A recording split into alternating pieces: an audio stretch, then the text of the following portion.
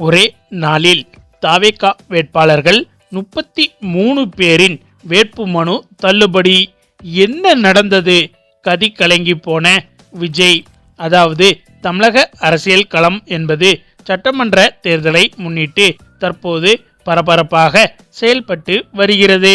கட்சி தலைவர்களும் முதன்மை நிர்வாகிகளும் அவர்களின் கட்சிக்காக தீவிர பிரச்சாரத்தில் ஈடுபட்டு வரும் நிலையில் விஜய் அவர்களின் தேர்தல் பிரச்சாரம் மிகப்பெரிய சர்ச்சையாக மாறி வருகிறது. முதல்வர் ஸ்டாலின், துணை முதல்வர் உதயநிதி ஸ்டாலின், எதிர்க்கட்சி தலைவர் எடப்பாடி உள்ளிட்டவர்கள் நேர்த்தியாக பிரச்சாரம் செய்து வரும்போது விஜய் அவர்களின் பிரச்சாரம் மட்டும் பல பிரச்சனைகளை சந்தித்து வருகிறது. சமீபத்தில் விஜய் அவர்களின் பிரச்சாரத்தின் போது அவரது வாகனத்தை பின்தொடர்ந்து வந்த ஒருவர் குடும்பத்தோடு கீழே விழுந்தார். அந்த விஷயம் மிகப்பெரிய சர்ச்சையாக மாறியது. அதனைத் தொடர்ந்து ஆதவ் அர்ஜுனா தேர்தல் பிரச்சாரம் செய்தபோது போலீஸ் ஒருவரின் காலில் ஆதவ் அர்ஜுனா சென்ற வாகனம் ஏறி இறங்கியதால் அந்த காவலரின் கால்கள் உடைந்தது. இப்படியாக விஜய் கட்சியின் பிரச்சாரங்கள் மட்டும் மிகப்பெரிய அளவில் சர்ச்சையாக வெடித்து வருகிறது.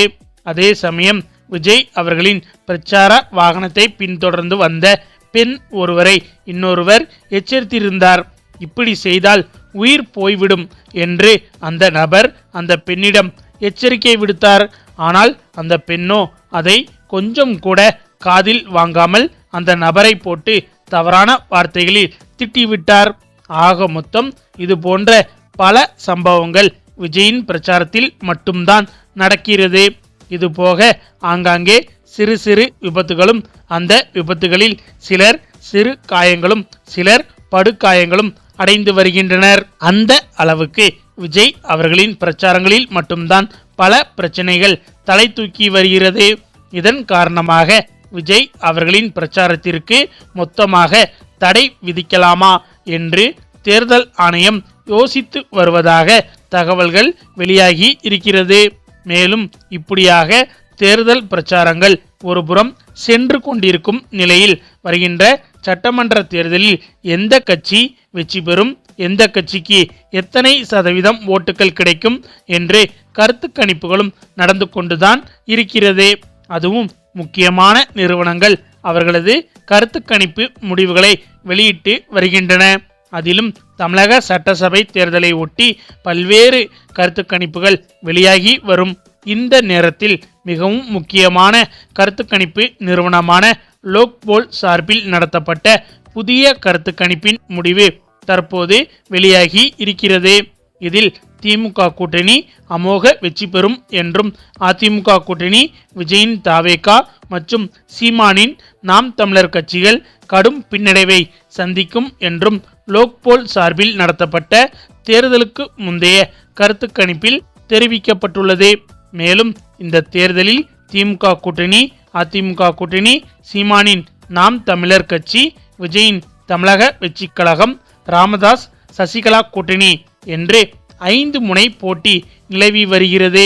இதில் நேரடி போட்டி என்பது திமுக கூட்டணிக்கும் அதிமுக கூட்டணிக்கும் இடையேதான் இருக்கிறது. ஆட்சியை தக்க வைக்கும் முனைப்பில் திமுகவும், மீண்டும் ஆட்சியை அமைக்க வேண்டும் என்று அதிமுகவும் தீவிரமாக பிரச்சாரம் செய்து வருகிறார்கள். இந்த நிலையில்தான் லோக்போல் சார்பில் தமிழக சட்டசபை தேர்தலை ஒட்டி கருத்து கணிப்பு மேற்கொள்ளப்பட்டது. ஒவ்வொரு தொகுதிகளிலும் சுமார் 1000க்கும் மேற்பட்டவர்கள் என்ற அடிப்படையில் மொத்தம் 1,17,000 பேரிடம் எடுக்கப்பட்ட கருத்து கணிப்புகளின் அடிப்படையில் தற்போது அதன் முடிவுகள் வெளியிடப்பட்டது. அதன்படி தமிழக சட்டசபை தேர்தலில் மீண்டும் திமுக தான் ஆட்சியை பிடிக்கும் என தெரிவிக்கப்பட்டுள்ளது. திமுக கூட்டணி இந்த முறை 181 தொகுதிகள் முதல் 189 தொகுதிகள் வரை வெற்றி பெறும் என்றும், திமுக கூட்டணிக்கு சுமார் 40.1% ஓட்டுகள் கிடைக்கும் என்றும் தெரிவிக்கப்பட்டுள்ளது. இந்த கருத்து கணிப்பால் திமுகவினர் கடும் உற்சாகமடைந்து உள்ளனர். அதே வேளையில் இந்த கருத்து கணிப்பு அதிமுக கூட்டணிக்கு அதிர்ச்சி வைத்தியம் அளித்திருக்கிறது.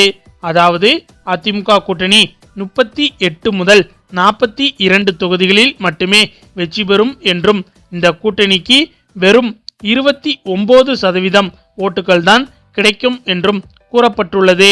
அதே போல தமிழகத்தில் புதிதாக கட்சி தொடங்கிய விஜயின் தமிழக வெற்றிக் கழகம் 8 முதல் 10 இடங்களில் வெற்றி பெறும் என்றும் தவேகாவிற்கு 23.9% முதல் 29% வரையிலான ஓட்டுகள் கிடைக்கும் என்றும் கூறப்பட்டுள்ளது.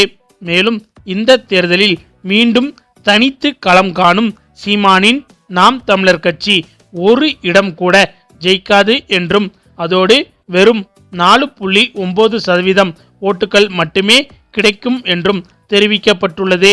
நாம் தமிழர் கட்சியின் தலைமை ஒருங்கிணைப்பாளர் சீமான் தனது சொந்த மாவட்டமான சிவகங்கை மாவட்டம் காரைக்குடி தொகுதியில் போட்டியிடுகிறார். அங்கு அவர் வெற்றி பெறுவார் என்று கட்சியினர் நம்பிக்கை தெரிவித்து வரும் நிலையில் இந்த கருத்து கணிப்பில் நாம் தமிழர் கட்சிக்கு ஒரு இடம் கூட கிடைக்காது என தெரிவிக்கப்பட்டுள்ளது. நாம் தமிழர் கட்சியினருக்கு கடும் அதிர்ச்சியை ஏற்படுத்தி இருக்கிறது. அதுவும் இந்த லோக்போல் என்ற கருத்து கணிப்பு நிறுவனம் மிகவும் நம்பகத்தன்மை வாய்ந்த நிறுவனமாகும். இந்த நிறுவனம் வெளியிட்ட பெரும்பாலான கருத்து கணிப்புகள் அப்படியே நடந்திருக்கிறது என்பதும் குறிப்பிடத்தக்கது. எனவே இந்த ஒரு கருத்து கணிப்பு முடிவுகள் என்பது திமுகவுக்கு கொண்டாட்டமாகவும் அதிமுகவுக்கு திண்டாட்டமாகவும் மாறியிருக்கிறது. அதே சமயம் இந்த கருத்து கணிப்பில் என்னதான் விஜய் கட்சி 20%க்கும் அதிகமான வாக்குகளை பெற்றாலும் கூட பெரும்பாலான தொகுதிகளில் வெற்றி சதவீதம் என்பது விஜய் கட்சிக்கு சுத்தமாக இல்லை என்றுதான் சொல்ல வேண்டும். கிட்டத்தட்ட 10 தொகுதிகள் வரையிலும் விஜய் கட்சி வெற்றி பெறும் என்று இந்த கருத்து கணிப்பில் வெளிவந்தாலும் கூட அதுவும் சந்தேகத்தின் அடிப்படையில்தான் சொல்லப்பட்டுள்ளது. அதே சமயம் விஜயின் தற்போதைய தேர்தல் பிரச்சாரங்கள் என்பது பொதுமக்களுக்கு இடையூறாகவும் பொதுமக்கள் மத்தியில் விஜயின் தேர்தல் பிரச்சாரம் தவறாகவும் சென்று கொண்டிருக்கிறது.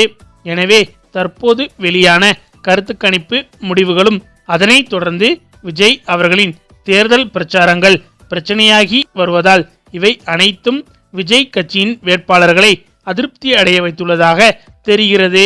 எனவே கிட்டத்தட்ட 33 வேட்பாளர்கள் விஜயின் கட்சியிலிருந்து விலக இருப்பதாகவும் அவர்கள் தாக்கல் செய்த வேட்பு மனுவை வாபஸ் வாங்க உள்ளதாகவும் தகவல்கள் வெளியாகி இருக்கிறது. இந்த ஒரு விஷயம்தான் தற்போது விஜய் அவர்களின் கட்சிக்கு மிகப்பெரிய பின்னடைவாக பார்க்கப்படுகிறது. ஏனென்றால் ஏற்கனவே விஜயின் கட்சியால் 234 தொகுதிகளுக்கும் வேட்பாளர்கள் போடப்பட்டு வேட்பாளர்கள் விஜயால் அறிவிக்கப்பட்டு அதன் பிறகு வேட்பு மனுவும் தாக்கல் செய்யப்பட்ட பிறகு திடீரென 33 வேட்பாளர்கள் வேட்பு மனுவை வாபஸ் வாங்கி தேர்தலில் இருந்து ஒதுங்குவது என்பது விஜயின் கட்சிக்கு மிகப்பெரிய பின்னடைவாக மாறிவிடும். அப்படியாக 33 வேட்பாளர்கள் திடீரென வேட்பு மனுவை வாபஸ் பெற்றால் மீண்டும் அந்த தொகுதிகளில் வேறு ஒருவரை நியமிப்பது என்பது விஜயின் கட்சிக்கு மிகப்பெரிய சவாலாக மாறிவிடும் என்பது குறிப்பிடத்தக்கது.